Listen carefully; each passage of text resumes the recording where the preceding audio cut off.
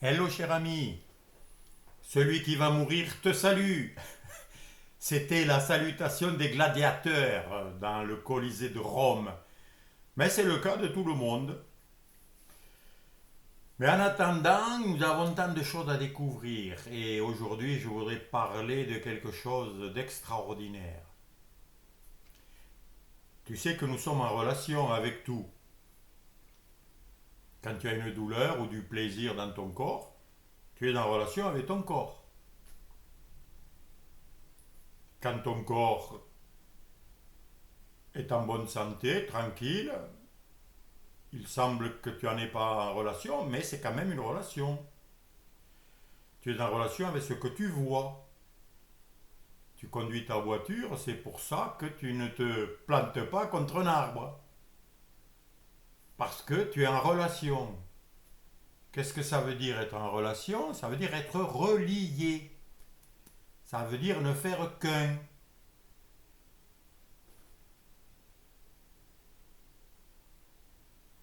Ben oui, nous faisons un avec ce que nous voyons. Je vais parler que des sens des yeux aujourd'hui.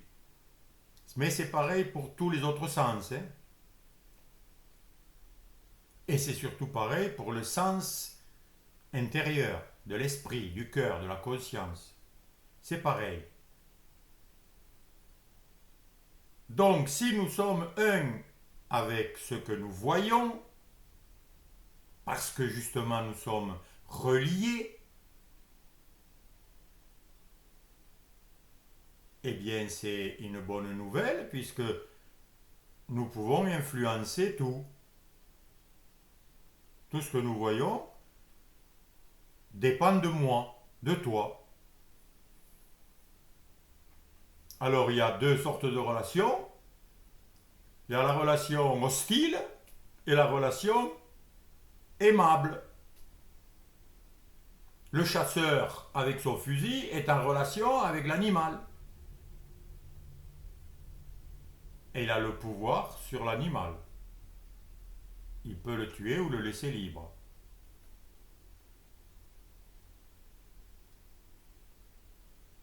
Le soldat qui envoie un obus ou un avion qui lâche une bombe, il est en relation avec ceux qui sont dessous, hostiles.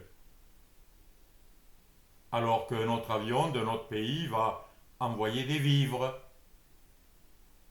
de l'eau, de la nourriture, des médicaments à ceux qui sont en bas. Et ça se fait. Hostile, qu'est-ce que ça veut dire? Ça veut dire je séparé. En fait, je suis en relation, en unité avec, mais je veux m'en séparer. Pour des raisons plus ou moins justes, plus ou moins folles. Et nous sommes nés dans un monde de relations séparées. Nous nous croyons séparés de tout.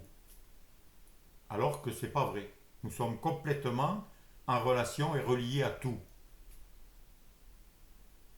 Quand tu étais petit et que tu croyais qu'il y avait un monstre dans le placard, tu étais relié avec ce monstre. Et tu avais peur d'ouvrir le placard et de t'en approcher. Tu refusais d'y aller. Mais où il était le monstre? Il était en toi.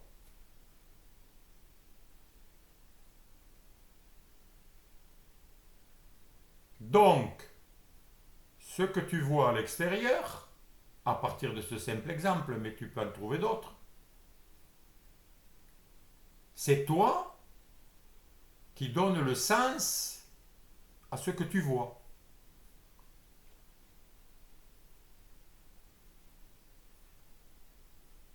Donc tu as tous les pouvoirs. C'est ça, reprendre la maîtrise et le pouvoir sur ta vie. Tant que tu te crois séparé de tout, tu maîtrises rien puisque tu es séparé. Donc tu te dis, les choses extérieures peuvent m'être hostiles, me faire du mal. Mais qui c'est qui pense ça? C'est toi. C'est en toi que ça se passe. C'est pour ça que si tu veux changer ta vie et retrouver l'état originel qui est d'être relié à tout, et c'est ça l'amour, c'est quand on est relié à tout, relié vraiment, sans idée de séparation bien sûr, sans pensée hostile. Parce qu'une pensée hostile, c'est que je me crois séparé de l'autre, de la nature, de l'animal, et comme j'en suis séparé, il peut imaginer des choses en moi négatives à mon égard. Mais en fait, c'est moi qui le pense, tout ça. Je pense que l'animal est hostile envers moi. Et ça me fait penser à cette petite fille que j'avais vue. Il y avait un tout petit chien qui s'était levé devant elle pour s'amuser. Et elle était comme ça. Elle criait maman, maman, le chien. Elle croyait que le chien voulait lui faire du mal. Mais où ça se passait? En elle. Et ce que je veux partager, qui est extraordinaire, et à la fois naturel et très simple, et qui se passe déjà en toi, c'est que c'est toi qui vois ce que tu crois. Tu ne crois pas ce que tu vois. Non, tu vois ce que tu crois. Enfin, je ne sais pas si je l'ai bien dit. Nous croyons ce que nous voyons. Non, nous croyons d'abord et puis nous voyons. Donc nous donnons le sens. Donc, je vais même aller plus loin. En fait, nous créons. Parce que nous sommes des créateurs permanents. Hein. Tout change en permanence. Tout est, tout change. Notre corps, les cellules, les arbres, on ne dirait pas qu'ils bougent mais ils grandissent. Tout se développe. Tout bouge. La terre tourne. Le soleil se déplace. Tout est en mouvement. Et tout, ça veut dire que tout est créé en permanence. Nous, on croit que les objets, ils existent comme ça, fixes. Non, non, ils sont pleins d'énergie. C'est de l'énergie qui s'adapte. En fonction de quoi? De nous. Et la vie que tu as, que tu ressens, elle est créée par toi. Par ce que tu crois. Par ce que tu penses. Par, par, par qui tu crois être. Pour qui tu te prends. Et ça fonctionne à la perfection. C'est tellement parfait qu'on ne s'en aperçoit pas.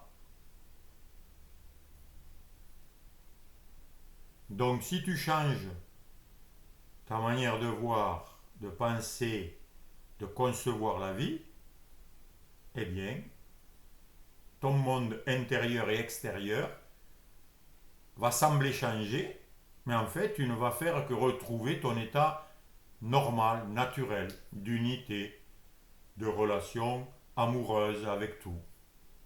Car c'est notre relation normale.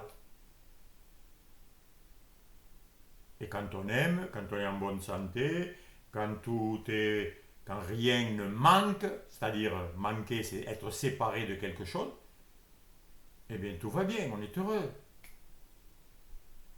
La vie coule, fluide.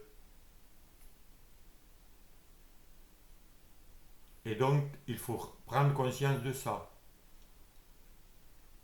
C'est moi, à l'intérieur de moi, qui conçoit les choses et qui les réalise. Donc, j'ai tous les pouvoirs. Si j'ai compris ça, si je l'ai assimilé.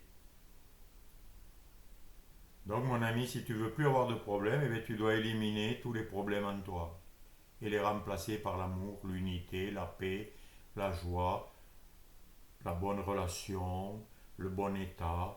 Tu dois le ressentir d'abord à l'intérieur, c'est-à-dire le croire, et ça va se manifester à l'extérieur. C'est ça qui s'appelle, c'est la foi qui déplace les montagnes.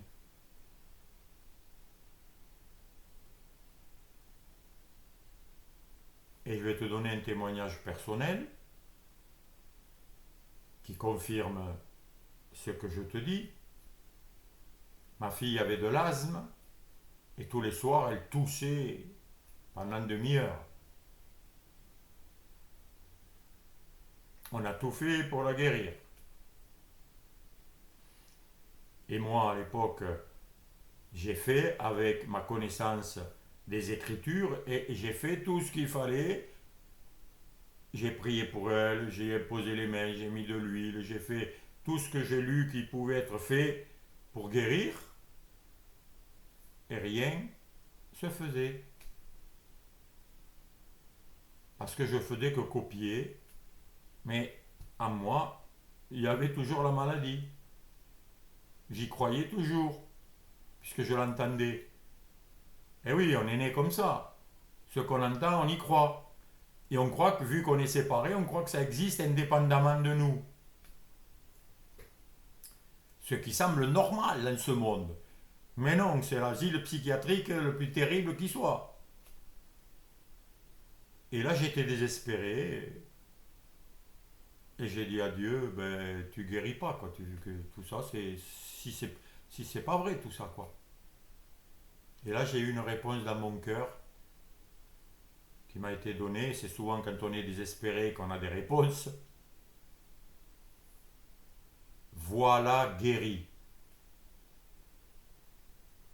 Voilà la réponse qui m'est arrivée. Voilà guéri. Je ne la voyais pas du tout guérie. Même quand je fermais les yeux, je la voyais en train de tousser. Je l'entendais à moi en train de tousser, même quand elle n'était pas là. Voilà l'image que j'avais d'elle. Voilà la conception que je me faisais d'elle. Eh bien, je devais changer cela et la voir guérie. Eh bien, ça n'a pas été facile, mais c'est faisable. Il m'a fallu une semaine pour changer en moi l'image de ma fille et la voir guérie. Et j'ai dû m'imaginer qu'elle respirait bien comme moi. J'ai fait des exercices, je me suis imprégné d'une image de guérison, de bien respirer, d'aller bien. Et ça m'a pris une semaine. Et au fur et à mesure que je la voyais de mieux en mieux, intérieurement je parle, eh bien ça s'améliorait. Et au bout d'une semaine, je l'ai vue complètement guérie, c'est-à-dire qu'il respirait bien, eh bien elle était guérie. Ça a correspondu, mais exactement.